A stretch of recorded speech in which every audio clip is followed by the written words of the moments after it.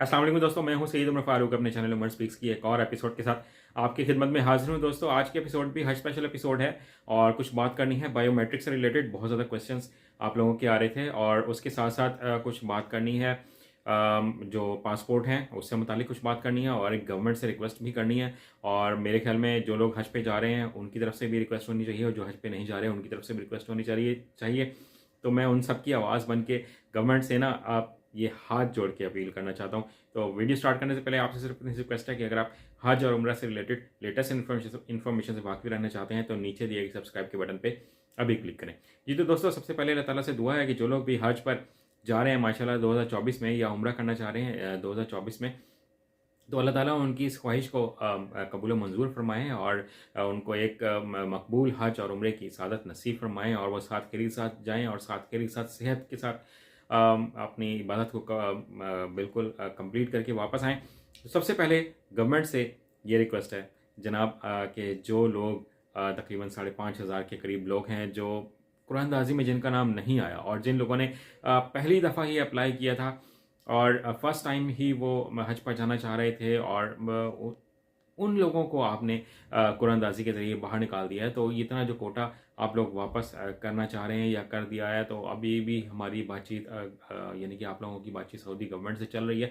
तो उसमें इनको भी किसी न किसी तरह अप्रूवल दिलवा दें और इनको भी अगर आप हज पर भेज ही देंगे किसी न किसी तरह सरकारी स्कीम के तहत, तो उसमें कोई मेरे ख्याल में कोई प्रॉब्लम नहीं होनी चाहिए।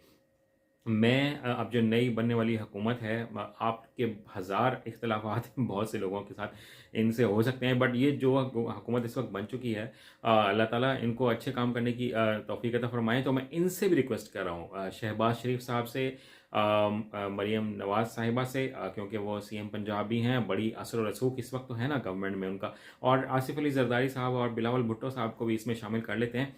और आर्मी चीफ साहब से भी रिक्वेस्ट है कि उनसे ज़्यादा तो असर और रसूख का पाकिस्तान में बहुत कम लोगों का होगा ना। तो ये जितने भी लोग हैं जो 5,500 के करीब लोग हैं सर, इनकी बड़ी दुआएं ले लें आप लोग। पता नहीं किसकी दुआ लग जाती है तो इंसान की बख्शिश का जो है सबब बन जाती हैं। तो मैं आप लोगों से पुरजोर अपील कर रहा हूँ इन तमाम लोगों के जिनके मैंने नाम लिए कि जनाब इन लोगों को हज पर जाने दें। इन्होंने अप्लाई किया हुआ है, इन्होंने पैसे भी जमा करवाए थे, इनको वेटिंग में रखा हुआ है। तो इनके पैसे कबूल कर लें ताकि इनकी इबादत को अल्लाह ताला कबूल फरमा लें, तो इनको हज पर जाने दें। अब ज़रा बात कर लेते हैं कुछ बायोमेट्रिक से रिलेटेड।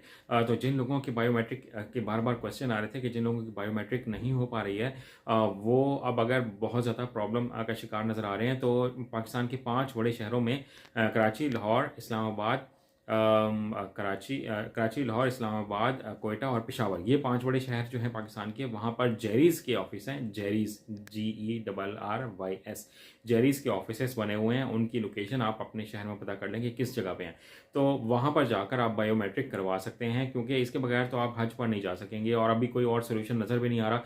तो आप लोग ये काम जल्द अज जल्द कर लें। अब ज़रा पासपोर्ट की बात कर लेते हैं कि मैं सबसे पहले आप लोगों को एक बात पहले भी कही थी, मैं आपको अभी दोबारा रिक्वेस्ट कर रहा हूँ कि जिन लोगों के पासपोर्ट अभी तक नहीं मिले वो सिटीजन्स पोर्टल एक मोबाइल ऐप है, उसको डाउनलोड करें। सिटीजन्स पोर्टल के नाम से उसको डाउनलोड करें और पासपोर्ट की शिकायत फ़ौरन आज ही अभी जैसे ये वीडियो ख़त्म हो आपने फ़ौरन शिकायत करनी है। उस पर जाके आप बिल्कुल कंप्लेंट लॉन्च करें और अपनी पूरी डिटेल वहाँ पे प्रोवाइड करें। जो आपको रसीद मिली हुई होगी उसकी पिक्चर बना के वो भी उनको सेंड करें ताकि आपका पासपोर्ट का जो सिस्टम है वो जल्द से जल्द प्रोसेस हो सके।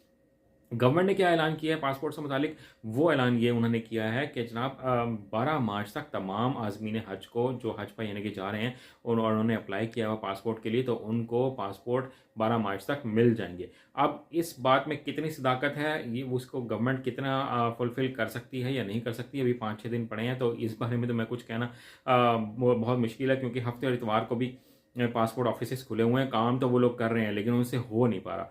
तो आप लोग फ़ौरन कंप्लेंट लॉन्च करें, बिल्कुल आपने अभी के अभी कंप्लेंट करनी है और उम्मीद यही अच्छी रखनी है कि 12 मार्च तक ये पासपोर्ट मिल जाएंगे ताकि आप लोग फिर सबमिट करवाएं। अब ज़रा पैसों की बात कर लेते हैं कि एक खबर चल रही है कि पैसे कुछ ना कुछ वापस मिलेंगे, तो गवर्नमेंट ने ऐसा अभी कंफर्म कुछ भी नहीं किया। हाँ, खबर ज़रूर है कि हम कुछ ना कुछ पैसे वापस करेंगे, तो कंफर्म कुछ भी नहीं है।